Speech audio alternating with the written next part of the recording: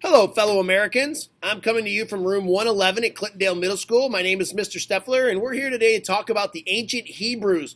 One of my favorite subjects is a video for my 7th grade students. So let's jump right in.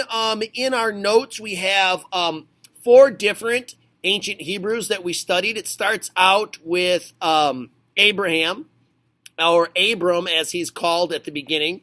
And so any type of chronological order that you're doing has to start with Abraham. So if they're asking you to put something in order, the answer has to start with what Abraham did because he is the founder of the Hebrew people. And Abraham is, has a covenant with God, and there's a lot of interesting stories, including the story where Abraham goes to the mountain with his son Isaac and is going to sacrifice him because he thinks that that's what God wants him to do, only to be stopped by God at the last minute.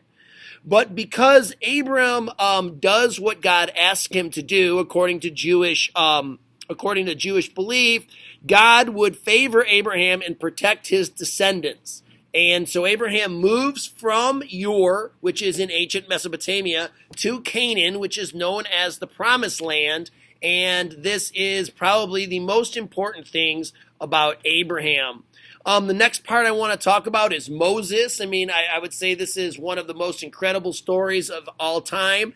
And Moses definitely has to do with what's called the Exodus, when the Jews were able to leave the Egyptian oppressors and to escape through the desert. At one point, the legend is, or the Jewish belief is, that Moses used his staff and the power of God to part the Red Sea, helping the Hebrews escape.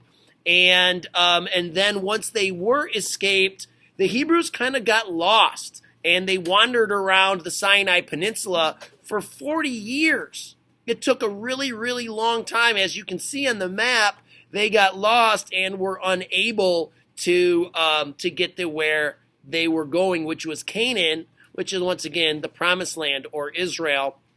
The next thing I want to talk about is David, who obviously is very famous for his slaying of Goliath.